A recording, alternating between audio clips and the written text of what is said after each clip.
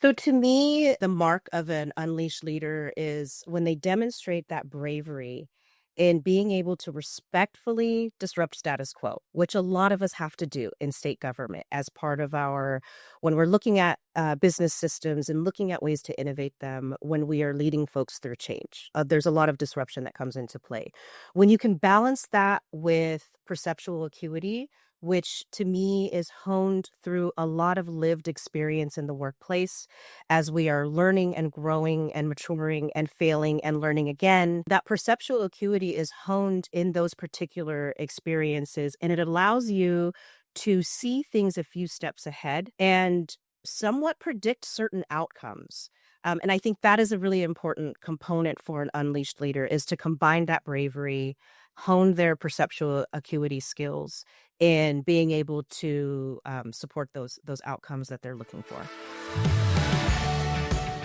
Welcome to the Unleashing Leaders podcast, where we work with willing leaders to accelerate the changes you seek. We'll learn from the experiences of different leaders facing real challenges and distill practical, purposeful steps to apply in your context. I'm Lee Scott, your curious co-pilot. Together, let's make positive changes for our companies and communities. Welcome back to the Unleashing Leaders podcast. We are thrilled to have, this is truly one of my favorite people of all time, Janeen Dodson. She is the Deputy Director at the California Department of Housing and Community Development. We just checked her years of service, and she's at 27.55 years of experience in counting. But she looks like she's 13, so don't let that fool you. Janeen has been a mentor, a partner, a client, a friend in multiple engagements that we've worked on over the years. She's hands down one of the most effective executives at doing focused and targeted and purposeful business process innovation, and then knowing how to really respond to challenging times using effective organizational change management practices. So Janeen, we've shared the stage together. I've been wanting to get you on the show for a while. I know you're very busy, but thank you so much for joining us on the show today. Thank you. Thank you. It's such an honor. Oh, yeah. And we were in a classroom earlier this week, so we're getting a double dose of it. So I'm really excited. And today, I mean, there's so many things I would love for you to be able to share your experiences and your tips with. But I think today we're kind of looking at, for those emerging leaders in the workforce, and, how do you know when you are one? How do you find them? How do you cultivate and support them to help accelerate bringing them up to the organization? I know we're going to get a lot of great tips in that realm. But let's start first. You have a fascinating origin story. You had some things early on that gave you some perspective on what does it mean to face adversity and to be gritty, and what does it mean to be a leader who takes initiative. So why don't tell us a little bit about kind of your early experiences, your formative experiences where you first started to recognize like, hey, maybe I got something to bring to the table here. Sure. Yeah. Thank you for that. A big part of my origin story, especially with state government, having been with state government 27.555 years, is really through my mother, who one of her first roles in state government, I think when I was in junior high, was working at the state controller's office. And I remember what a game changer that was for us as far as stability in many areas of our life. And as she learned her role within that organization and was introduced to many leaders throughout the organization, she would come home and share stories. And it really helped me understand the impact of public service. We as a family had been recipients of a lot of public service entities, especially as my mom was a single mom. And I really enjoyed hearing, I will be honest, she would share the good and the bad. Oh, absolutely. You don't get one without the other. Right. Yeah. So she would share the good and the bad. And it was a balance, I will be honest, from my perspective. And I really had this really great image of state government and being able to give back. And I remember my mom was really big on contributing to community in whatever ways that you could. So she really, really encouraged and inspired me at a young age in high school to consider student assistant positions. And that's how I started as a student assistant. I graduated in 1995. I started the summer of, I believe, just after the summer of 1996 with Department of Rehabilitation. So that's a big part of my origin story, as from the aspect of state government and being introduced to leaders of all shapes, sizes, colors, lived experiences, and they have all added to this like really colorful mosaic of like who I have become as a leader, and how I've redefined leadership over the years. One of the things about you, Janine, is that mosaic you talked about. Yeah, you try to pick up something from everybody that you work with, right? And you're like, ooh, I like that part. Ooh, I like that part. You're like, ooh, I don't like that part. And I've just seen in our relationship over the last, I think it's a little over a decade now.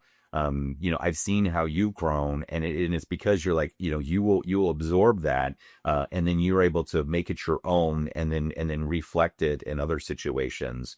And I think that's, the idea that there's one size fits all model of leadership is just so silly, right? Like it really is a mosaic, and being able to have that flexibility then to shift as you need to across different situations has really been something remarkable. I don't know if I've ever said that to you before, but you just pointed it out right now. And it's like, absolutely. That's a neat thing. And you also remember where you got it from. So you'll be like, oh, Lee, I remember this one time you said this, and then I got this from Sharon, and oh, I got this from Sabrina, and I got this, like you do, like you remember the sources of it. So there's also this beautiful humility that honors I guess the ancestry of all these various leadership nuggets that you've picked up along the way.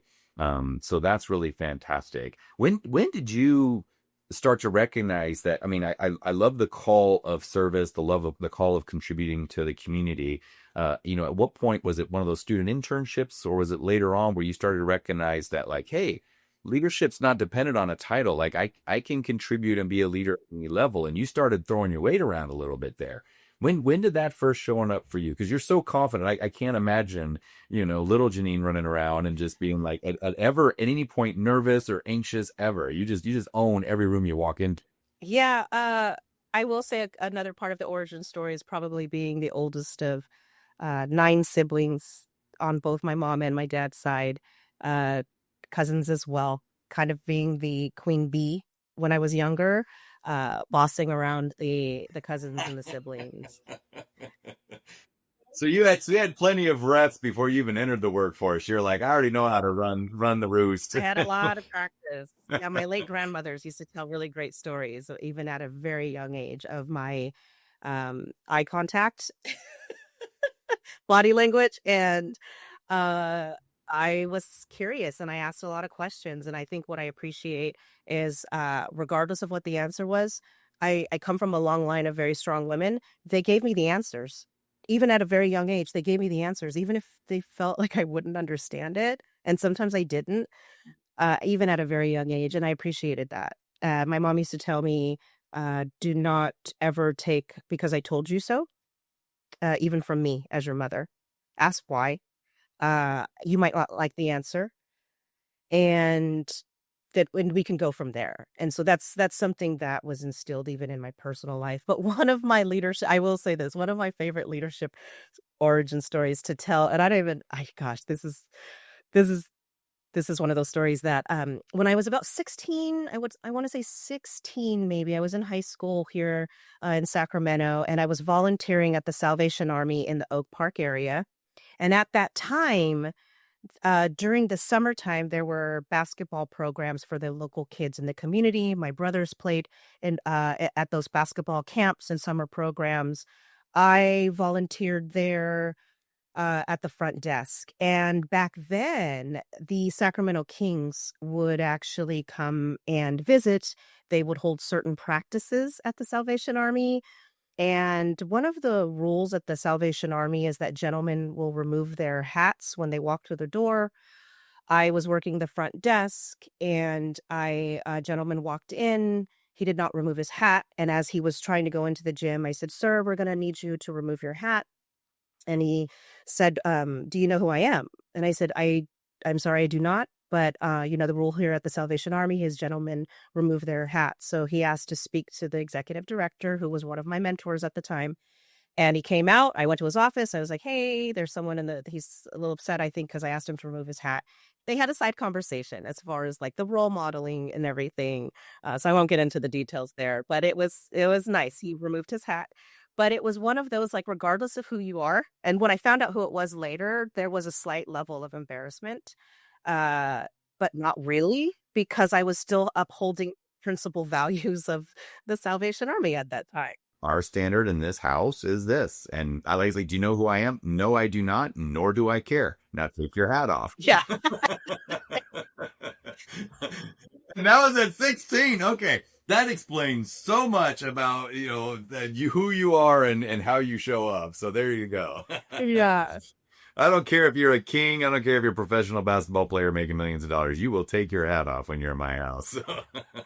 But it was also a nice reflection of leadership having your back. Yes. Because as the executive director pulled him aside, he really was like, explaining, I found out later, that we are teaching these kids, we are teaching these students in our community to uphold these various values, and you can be a great role model and steward of that as well. And so it wasn't like, oh, Janeen messed up by talking to the celebrity athlete this way.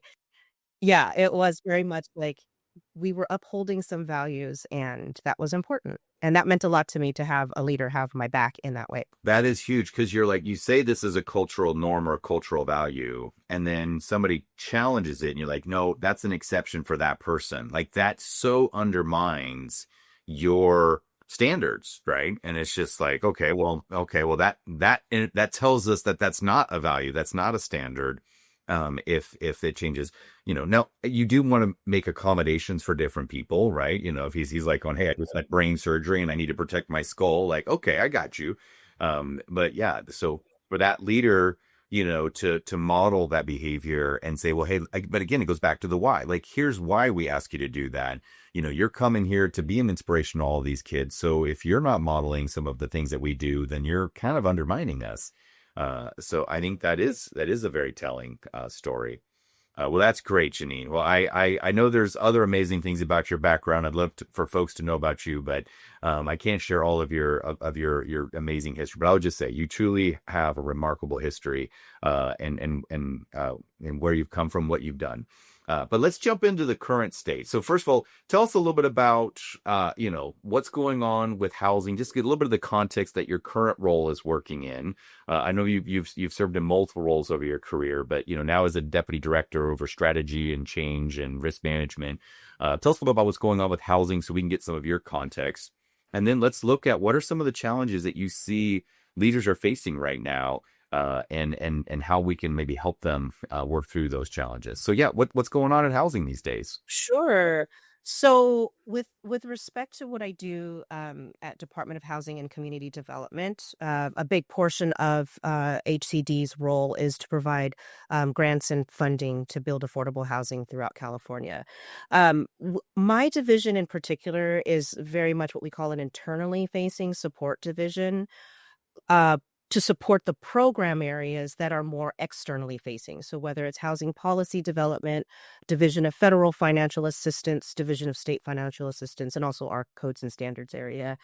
So my division, consists of 3 units. Our division is about 8 years old. I joined HCD as a division of 1. It was just me in 2017 when I first joined and started to build a small but mighty team. The organizational development unit focuses on our strategic planning efforts throughout the department, from the large strategic plan that represents the values, the mission, the vision, the goals and objectives of HCD, but also working very closely with the internal divisions, to build their operational strategic plans that align to that larger plan. And that all helps provide focus and the accountability and, like, hey, it's so easy to get overwhelmed and distracted, but really, having internal support to be able to say, hey, how do we get the highest and best use out of our teams? Out of our time, our limited time and resources. Absolutely. We also, in that particular unit, focus on business process improvement work, sometimes referred to as business process reengineering. Yes, my that is big part of like my background at my previous departments as well. A passion of mine when it comes to looking at business systems and when I say can we do it better, it's not to knock what has come before, but more so to just analyze the current state that we exist in today. And then taking a critical and analytical look at those business systems that may have been developed and formed 5, 10, 15, 20 years ago, serving different customer bases and saying, In a different time, in a different context. yes, in a different time and different context. Oh, hold on a second. I just want to acknowledge on that. So this is why I sometimes refer to you as the lean queen. Because when I was making my circuits around, some of these clients, back in the late 2000, 10-ish era, you and I crossed paths, and I was just about to kind of give up on the belief that you can apply these lean principles, these Six Sigma principles, in a public sector, in a service oriented environment.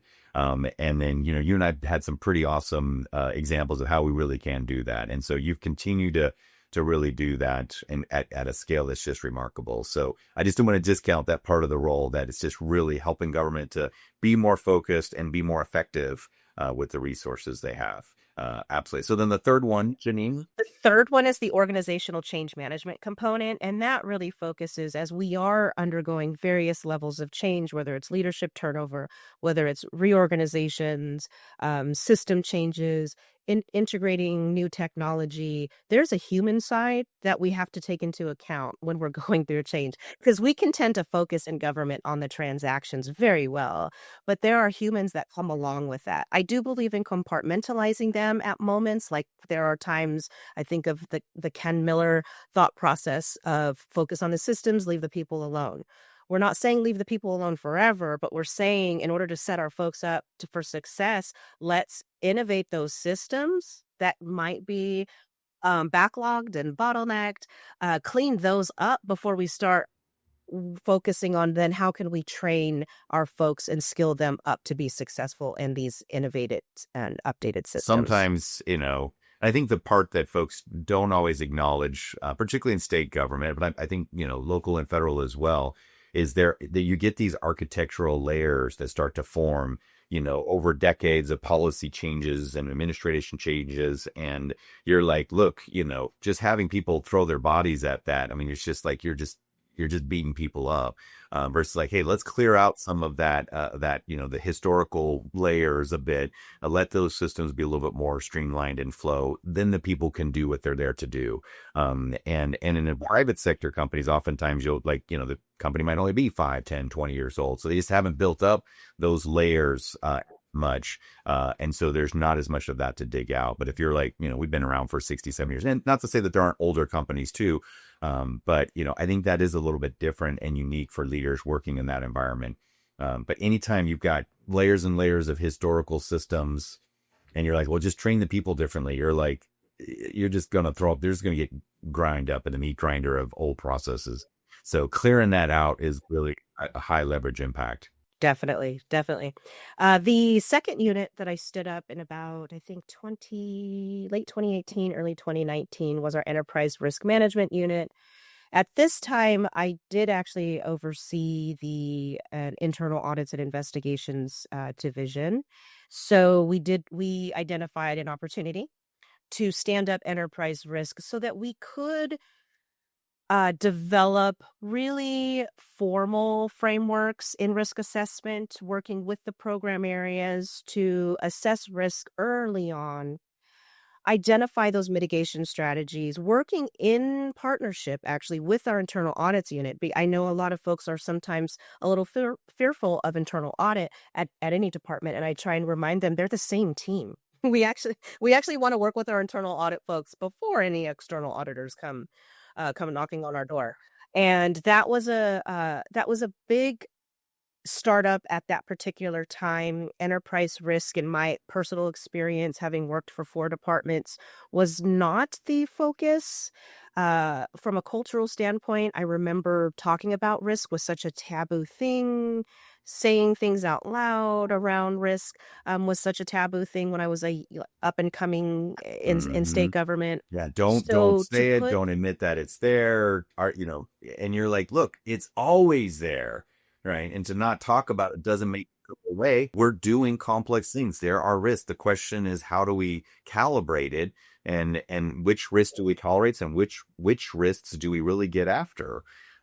Absolutely. And really, it's to me, learning that it's about intelligent risk taking, because inherently, in order to achieve our strategic goals and objectives, there is some risk that we're going to have to take and invite into our programs and services. But if we can assess that, which I have a team that does a phenomenal job of working with the program areas in continuously assessing risk, tracking it, monitoring it, before it becomes an issue. And so that's a really important distinction, as far as the risk is something that might possibly happen. When it's an issue, it is happening. And you're like, oops, we got to work on figuring this out. So to me, because the risk is a bit preemptive to the issue part, I've always looked at that as a positive thing. And that's what we've done to shift and change the culture around talking about risk. Was this is actually a positive thing, that we are talking about this so early on. And then I think as people put this down on paper, they're able to see, wait a minute, we have many more mitigation strategies that we're working on than we thought we did.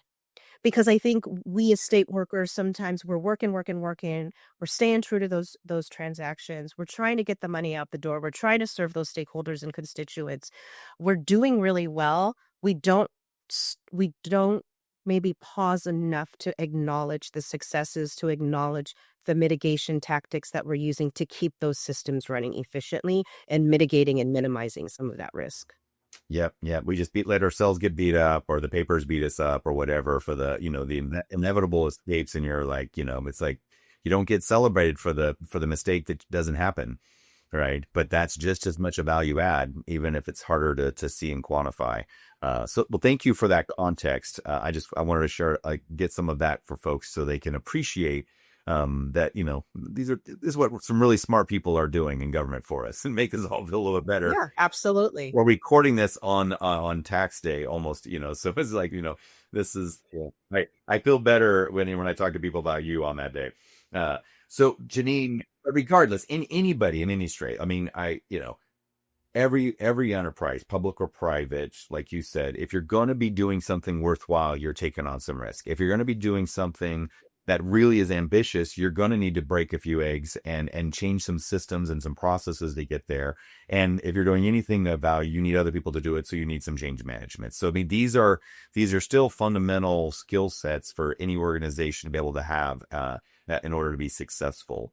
So let's switch gears here and let's talk about what are some of the challenges. We call this embrace the suck, right? Like, what are some of just the for real challenges, especially for up and coming leaders, when they're trying to improve a process, or they're trying to bring people along with the change, or they're trying to recalibrate risk? What are some of the things that get in the way and just make that brutal sometimes? I will say, just from personal experience of feeling those challenges in a very palpable way, I know that one of them is when you have a vision, especially if you are someone who has worked so closely on a system or process, you've seen how it works, you've seen how it doesn't work. You have a lot of thoughts and ideas. You feel that you have the solution, to some of those problems.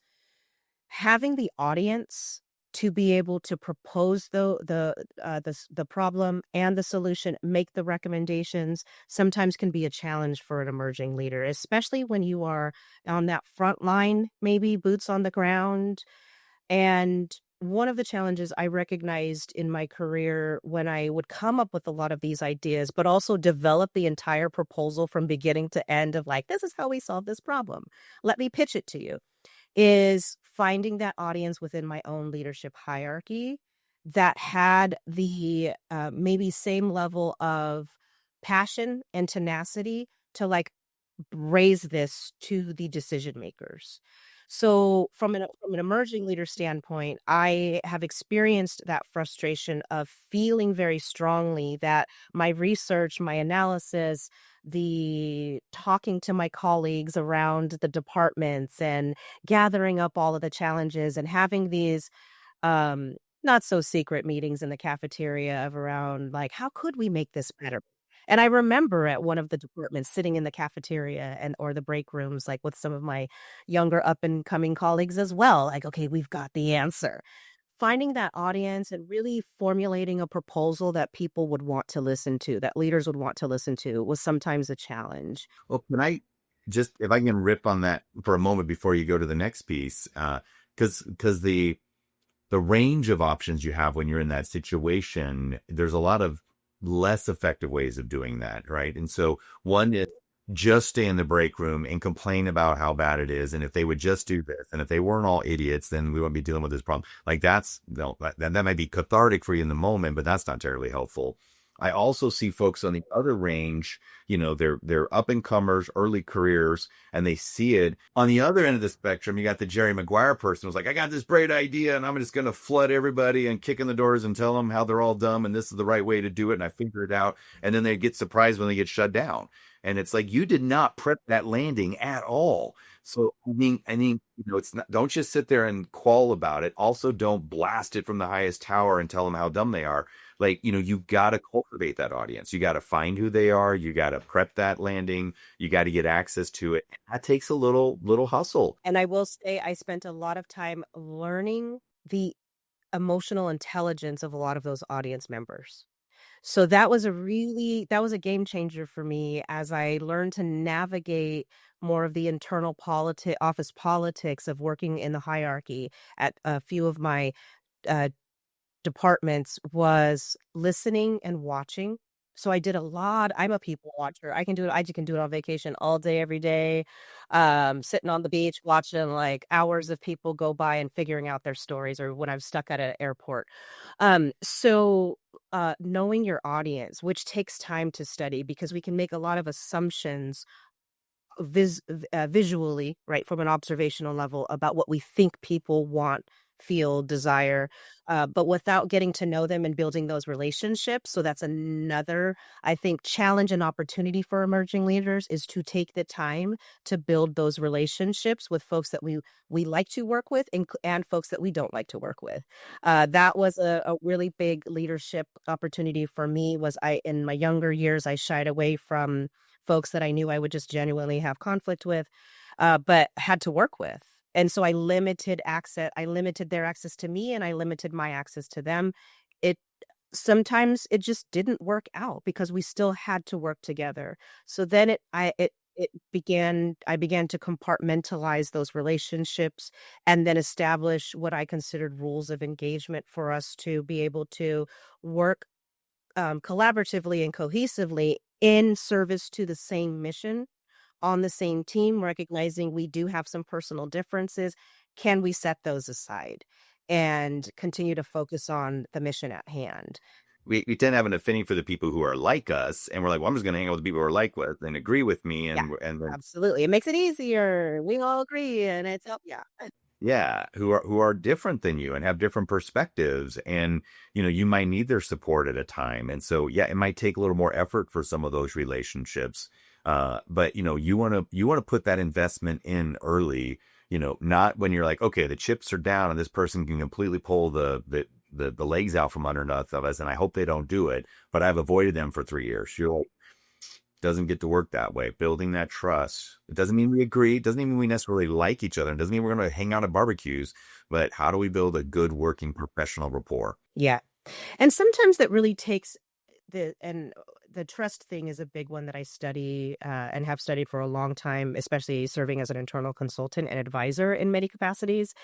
But it also takes us, it sometimes it takes a beat on checking our own ego and self-interest. And so that was a big opportunity as an emerging leader myself. I think it's a big opportunity for other emerging leaders out there when we, in our head, have formulated the idea that we can solve this. It's not to say that we can't, but we're probably most likely going to need a team.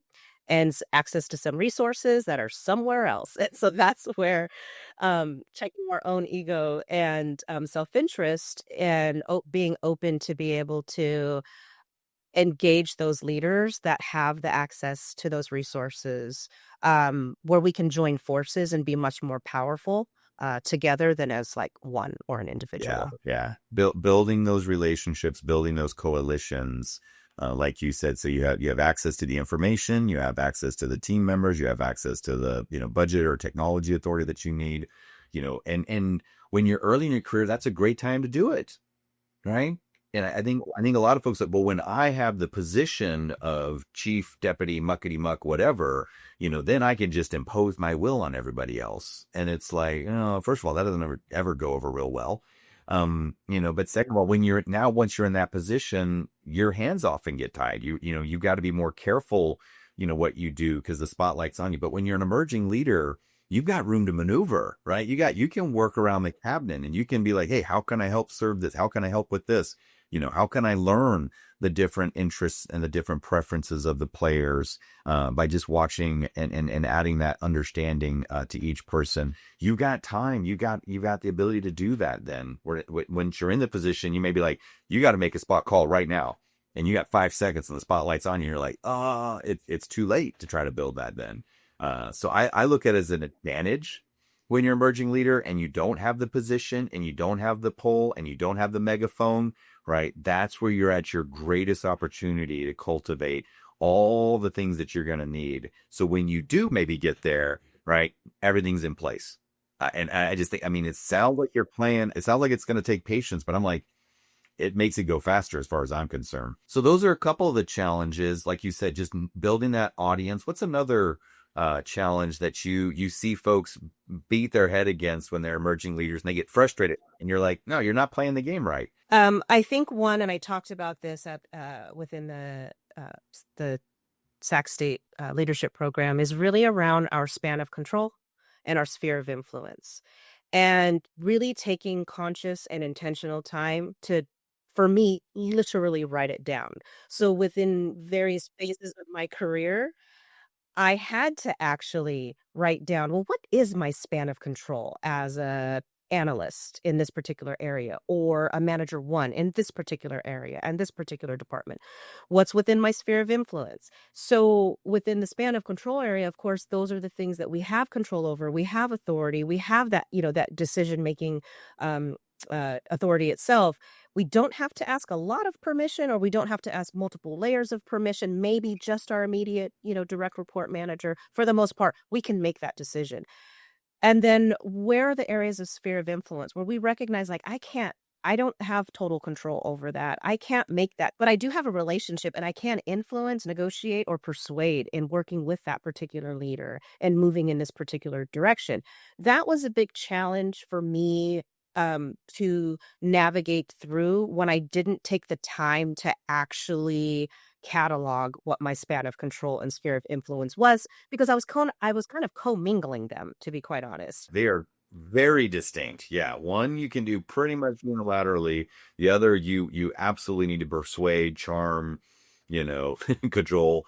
And then tell us about the next two layers as well too, because there's one more that's in the traditional Stephen Covey model, but you added one that I really liked. I want our listeners to hear that too. Yeah. So within the span of control and sphere of influence, as I was studying it and learning it a little bit more, I did also learn about this. Well, I'll talk about the fourth one, but within the sphere of concern, those are the things that we care about, but we may not be able to do much to influence any sort of change. So we want to acknowledge, like, I actually do care about that, but I don't really have enough influence to change it. And an example that I could use currently is when I'm working with so many divisions internal to my department, because of the type of work that I consult in, I advise my peer deputies, I consult and advise up to my chief deputy and my director. There are times that I am actually aware, it's brought to my attention that there are some maybe leadership challenges within a certain division.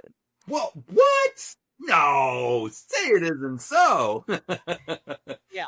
And so when that does come to light as as a support entity, I have control to offer my service, to offer my team service, to provide additional support. I do not have control over whether or not they will accept it. And if they decide like, thank you, Janine, but no, thank you, while I may still have concern about how it's all going to play out in the end, ultimately, I have to just leave it at that in many cases. So that would be an example of sphere of concern that I live with, even currently.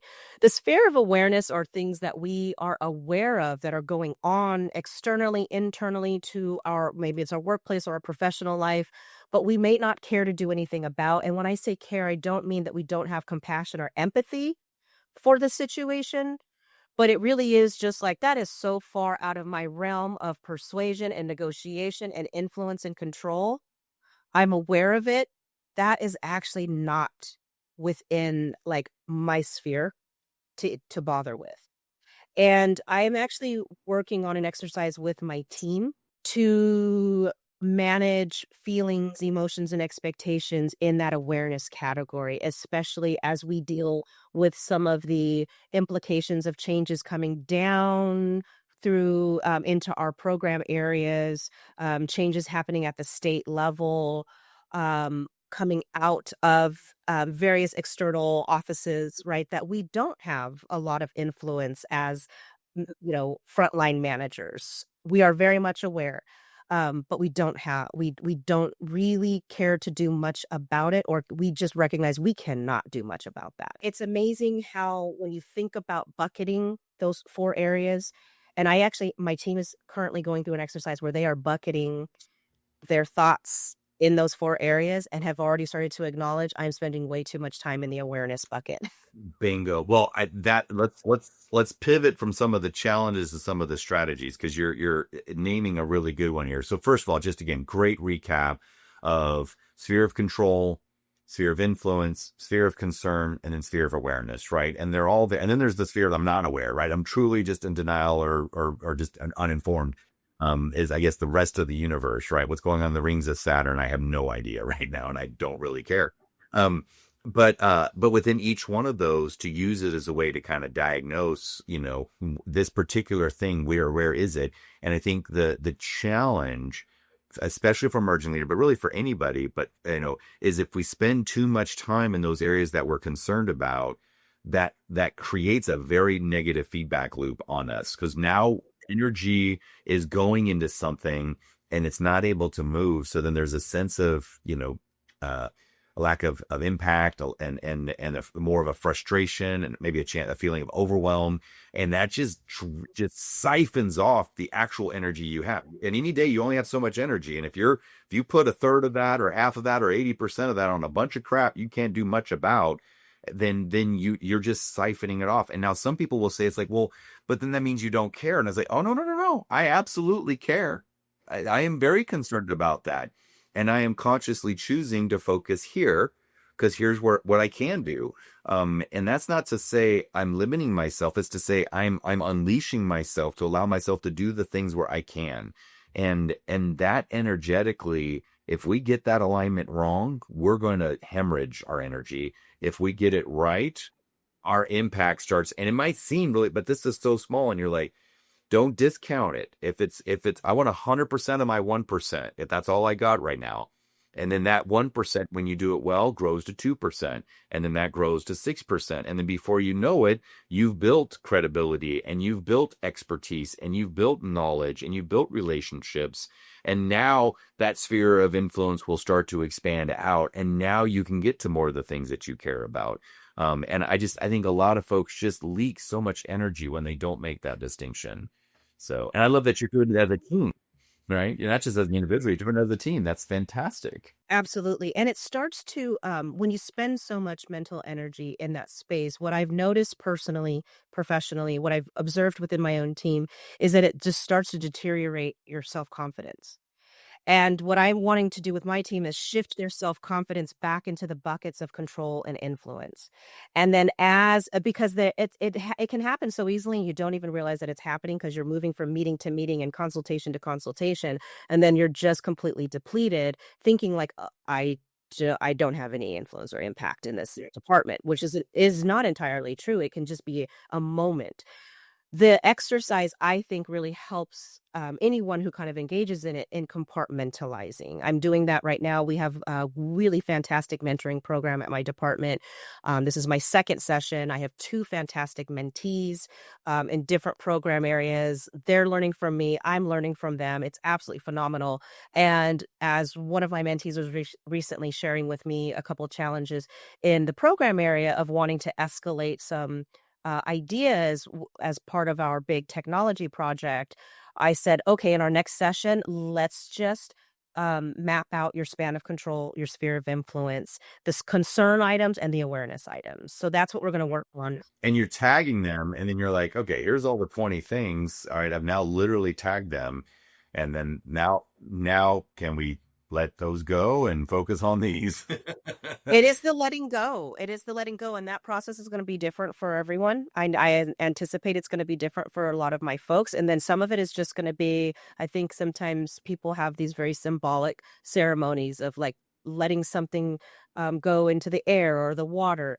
Sometimes talking it out and acknowledging it in that way can be very cathartic for folks. And I've noticed that as well as we go through this exercise.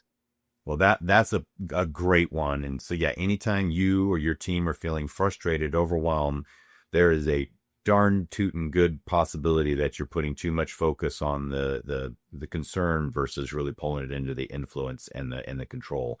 So Janeen, what's another tip that you would share, either from your own personal experience or what you're seeing right now that leaders are struggling with? What's another tip to be able to navigate more effectively? I think another one that I still lean into, that I've also coached my own leaders is, well, leaning into the uncomfortable parts of relationship building, leaning into the uncomfortable conversations that sometimes need to be had in order to build or repair various relationships, because we are so interconnected in a lot of the work that we do.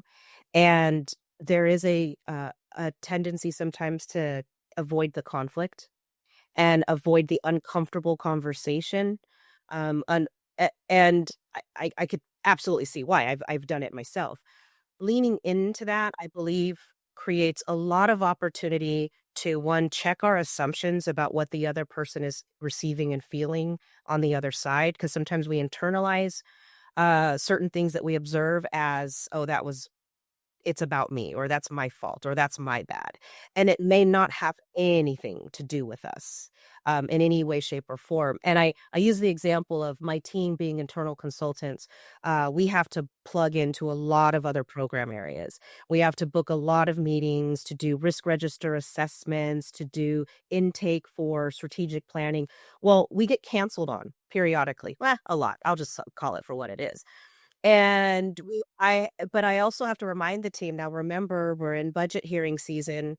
Most of our folks are getting pulled away, for budget hearings. Or if we are consulting in an area where we have to provide some information back, that's not the greatest information to hear, especially maybe after a risk assessment.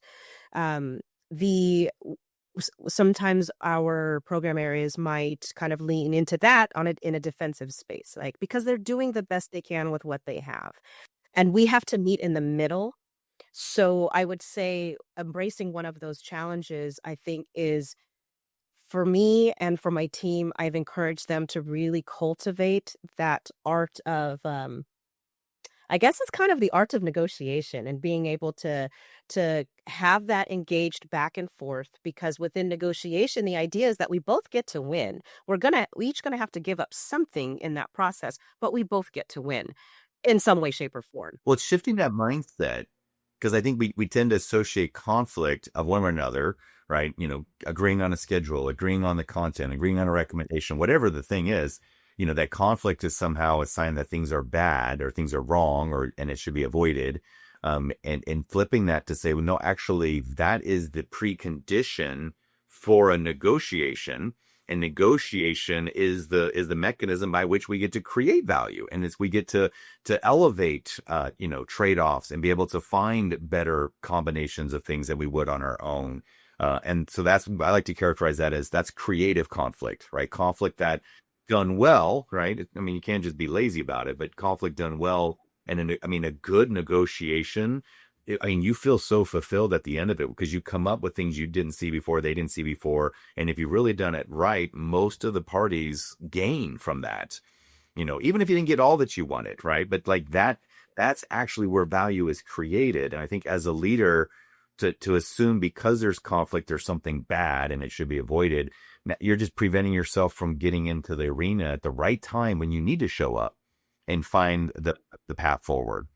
So I think having just a different negotiation helps. Yeah, and I think for an emerging leader, if you never get to practice that skill set, it can be a challenge. And I have had leaders tell me they were able to make it through the majority of their management career and up into like maybe a manager 3 without conflict. One, I'm like, wow, that's amazing. How did you do that? How did you do that? And then when you're finally embraced or engaged with it at that level, sure, you haven't been able to flex that muscle yet. It's so anemic. And then you do a knee jerk where you shut it down because now you have the position to do it, or you jump to conclusions, or now it's an immature negotiation, and everybody suffers with that. And I think especially with the speed with which people are needing to be pulled up and promoted in various government organizations, because of retirements, because of changes that are happening, because of major programs are getting you don't have as much time to season up. So you better take advantage of those early opportunities in your career and make the mistakes with, when you're in conflict. I saw one today with a couple of leaders where they often have friction, but there was a point where like the other party was agreeing with them, but this other leader was so used to always having to fight for everything. I was like, I had to throw something at it and be like, dude, they're agreeing with you. I don't think you recognize it. When somebody agrees with you, you stop negotiating. And he's like, oh my gosh, yeah, we just got in this habit where we're always, and I'm like, but they were building that skill and that relationship was stronger because of it.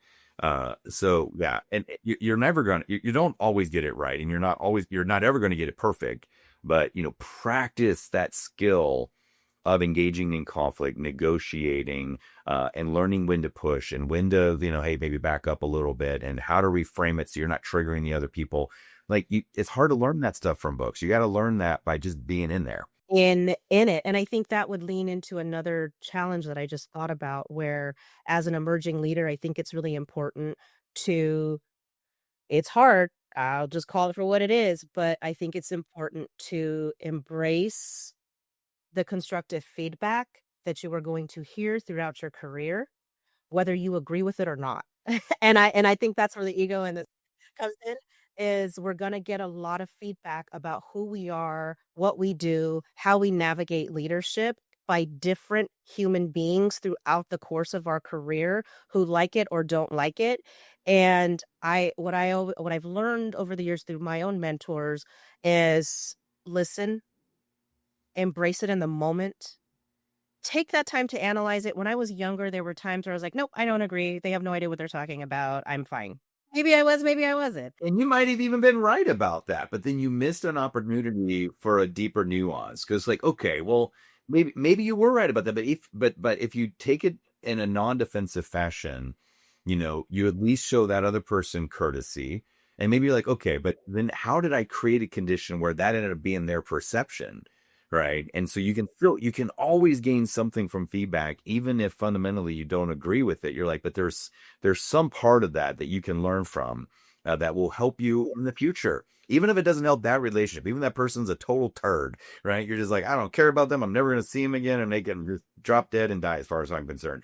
Okay. But use that relationship to learn, because in the future, you're going to have a relationship where you do care about it. And you might be in the exact same situation. And you're like, well, now you don't want to waste that.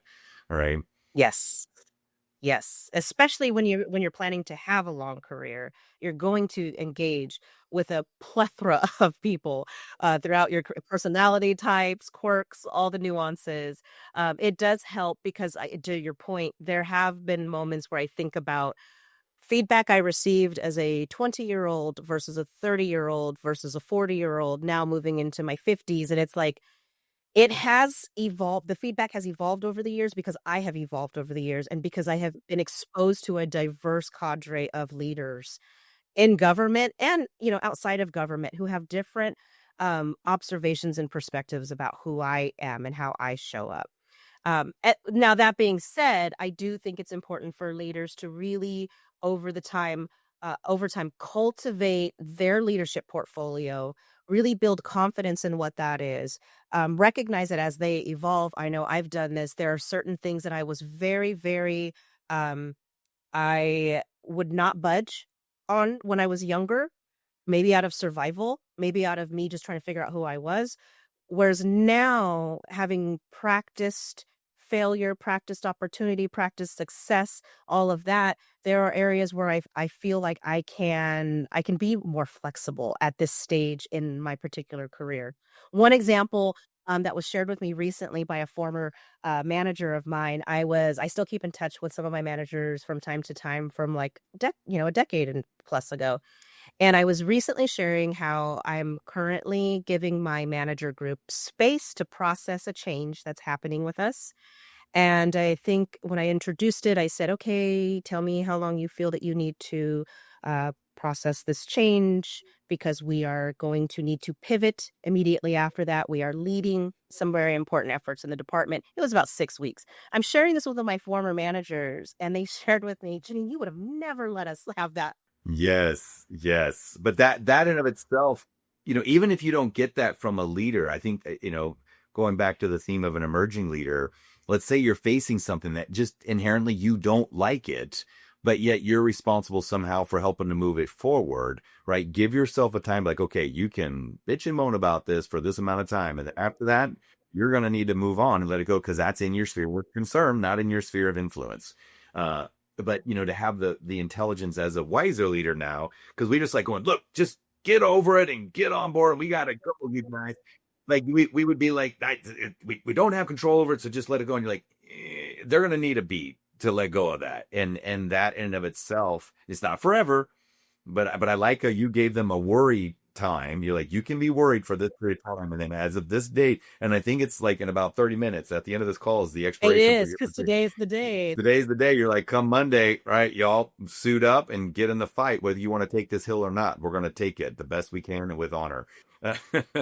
And former Janine wouldn't have done that. Yeah. Yeah.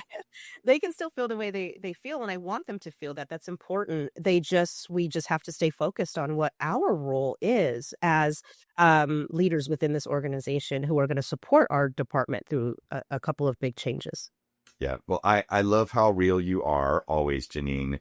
And I really very much appreciate the time that you've been able to share some of these harder nuggets across your career. I had two more questions for you. One is, we've been talking about what they can do as emerging leaders, the challenges they're going to face and the opportunities, cultivating the audience, focusing on your sphere of influence, being able to engage in conflict with those, all good nuggets from their side. If you're a more senior leader and you are seeing some of these emerging leaders on radar, you probably have 20, but just given that we're getting time constraints here, what's one thing that you as a senior leader could do to help protect, accelerate, and unleash those emerging leaders? What can we do to help them have the time to get up to speed? I think from a senior leadership standpoint, one of the things I do continuously talk about with my own senior leaders is our job at our level is to create that space for our teams to innovate. It's to identify the resources so that they can do what they were tasked to do when we brought them onto our teams and hired them. Our job is to actually remove barriers, not create them. So a larger portion of my job at this level is obviously dealing with the politics and the bureaucracy that will help me to garner the resources that I need so that my emerging leaders who are in the trenches with the program areas can innovate. They can build those stronger systems. They can, lead really, really fruitful risk assessments and mitigation strategies. So at that senior leader level, it's really being clear verbally and maybe sometimes in writing about what your emerging leader's decision-making authority is, letting them actually implement that, letting them make decisions, and maybe if they make a decision and it's not the right decision and they have to pivot, acknowledge it in that way, not so much that it was wrong, it's a pivot. Even as a deputy director, I make decisions and then I have to pivot because my director or my chief deputy had more information or intel that I did not have at that moment that I made that decision. Most, if not all, decisions can be revisited. It's not necessarily a bad thing. It really is an opportunity, especially as in a data. I like to make data-driven decisions. There are times where I only have so much data in front of me, so I have to make a decision with that data that is presented to me. Until some more data comes my way, that's the decision. And then if we have to revisit it, we can. So I think it's really paving that way for emerging leaders to be able to exercise their voice, their vote, their subject matter expertise that we hired them for is a big part of it as well. I like that notion of really naming it and being able to say, hey, this is where you do have jurisdiction. And by the way, even within that, even with the data you have, there's gonna be times where it's not okay. And that's okay. Right. Like, and then we'll pivot and we'll adapt. So really making it explicit and safe. As always, a master of cultivating a culture of learning. Janeen, thanks so much for sharing with your time and your experiences. Where could folks stay connected with you, reach out to you? Maybe they've got questions about how, they can pursue a career as you have done. What's the best way for folks to get a hold of you?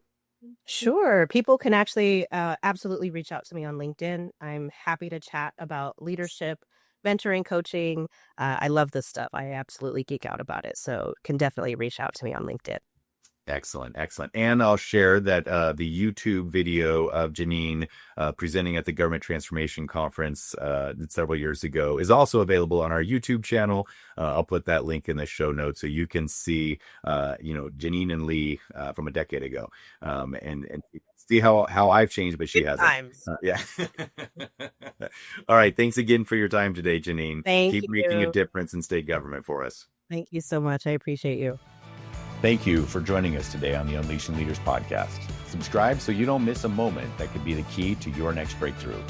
Let's stay connected and contribute together by grabbing that @Unleashing Leaders handle on LinkedIn, YouTube, or your favorite network. This is Lee Scott. Keep learning, loving, and leading. Our future and our communities are counting on us.